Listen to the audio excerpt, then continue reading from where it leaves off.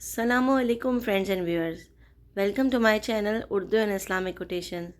اگر آپ کو میری ویڈیوز پسند آتی ہیں تو پلیز میرے چینل کو لائک اینڈ سبسکرائب ضرور کیجیے اور بیل کے آئیکن کو دبانا مت بھولیے تاکہ آپ کے لیے میں مزید ایسی ویڈیوز بنا کے لا سکوں۔ Thank you. اللہ تعالیٰ کی برگزیدہ پیغمبر حضرت یوسف علیہ السلام کا ذکر قرآن مجید میں تفصیل سے آیا ہے، لیکن آپ کی وفات و تدفین کے حوالے سے قرآن مجید میں واضح ذکر موجود نہیں ہے، جبکہ روایت میں آتا ہے کہ حضرت یوسف علیہ السلام کو دریا نیل میں دفن کیا گیا تھا۔ اب سوال یہ ہے کہ حضرت یوسف علیہ السلام کو دریا نیل میں آخر کیوں دفن کیا گیا، اور کیا اب بھی حضرت یوسف علیہ السلام کی قبر مبارک دریا نیل میں ہی ہے، یا پھر ان کا مقبرہ کسی زمینی ٹکڑے پر موجود ہے؟ حضرت یوسف علیہ السلام کا زمانہ کم و بیش 2000 سال قبل مسیح بتایا جاتا ہے۔ آپ کے والد گرامی حضرت یعقوب علیہ السلام اللہ تعالیٰ کے برگزیدہ بندے اور جلیل القدر نبی تھے۔ حضرت یوسف علیہ السلام کی پیدائش کے وقت حضرت یعقوب علیہ السلام کی عمر مبارک 73 سال تھی۔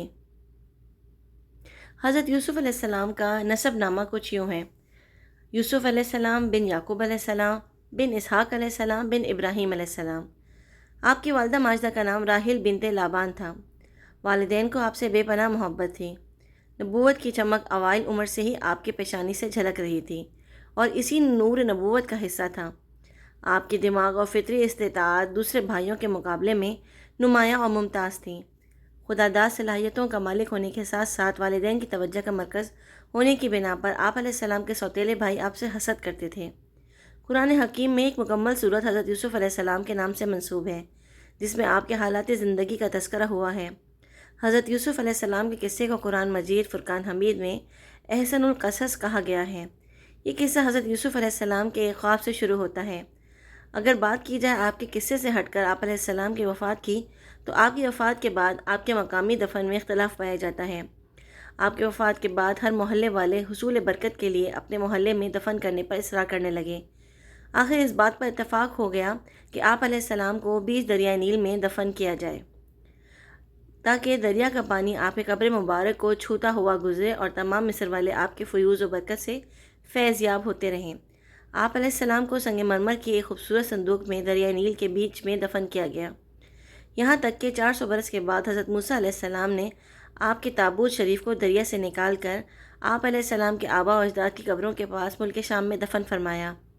وفات کے وقت آپ کی عمر مبارک 120 برس تھی اور آپ کے والد محترم حضرت یعقوب علیہ السلام نے 741 برس کی عمر پائی۔ آپ کے دادا حضرت اسحاق علیہ السلام کی عمر 180 سال کی ہوئی۔ اسی طرح آپ کے پردادا حضرت ابراہیم علیہ السلام کی عمر مبارک 571 سال کی ہوئی۔ یہاں آپ سے ایک حدیث مبارکہ بھی شیئر کرتے چلیں کہ ابن ابی حاتم کی ایک حدیث میں ہے کہ حضور اکرم صلی اللہ علیہ وسلم کسی عربی کے ہاں مہمان ہوئے۔ اس نے آپ کی بڑی خدمت کی۔ واپسی میں آپ صلی اللہ علیہ وسلم نے فرمایا کہ کبھی ہم سے مدینے میں بھی مل لینا۔ کچھ دنوں بعد عربی آپ صلی اللہ علیہ وسلم کے پاس مدینے پہنچ گیا۔ حضرت محمد مصطفیٰ صلی اللہ علیہ وسلم نے پوچھا کہ کچھ چاہیے؟ اس نے کہا، ایک اونٹنی دیجیے اور ایک بکری دیجیے جو دودھ دیتی ہو۔ آپ نے فرمایا کہ افسوس تو نے بنی اسرائیل کی بڑھیا جیسا سوال نہ کیا۔ صحابہ اکرام نے سوال کیا، یا رسول اللہ صلی اللہ علیہ وسلم، اسرائیل کی بڑھیا کا کیا واقعہ ہے؟ اس پر آپ صلی اللہ علیہ وسلم نے فرمایا کہ جب کلیم اللہ بنی اسرائیل کو لے کر چلے تو راستہ بھول گئے۔ 1000 کوشش کی لیکن راستہ نہ ملا۔ آپ نے لوگوں کو جمع کر کے پوچھا کہ کیا اندھیرا ہے؟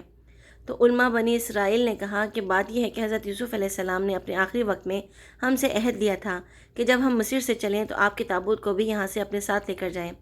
حضرت موسیٰ علیہ السلام نے دریافت کیا کہ تم میں سے کون جانتا ہے کہ حضرت یوسف علیہ السلام کی تربت کہاں ہے؟ سب نے انکار کر دیا کہ ہم نہیں جانتے۔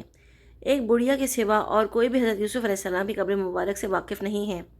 حضرت موسیٰ نے اس بڑھیا کے پاس آدمی بھیج کر اسے کہلوایا کہ ہمیں یوسف علیہ السلام کی قبر دکھلا دے۔ بڑھیا نے کہا کہ ہاں ضرور بتاؤں گی، لیکن پہلے اپنا حق لے لو۔ حضرت موسیٰ علیہ السلام نے کہا کہ تو کیا چاہتی ہے؟ اس بڑھیا نے جواب دیا کہ جنت میں مجھے آپ کا ساتھ میسر ہو۔ اسی وقت وحی آئی کہ اس بڑھیا کی بات مان لو، اس کی شرط منظور کر لو۔ حضرت موسیٰ علیہ السلام نے ایسا ہی کیا۔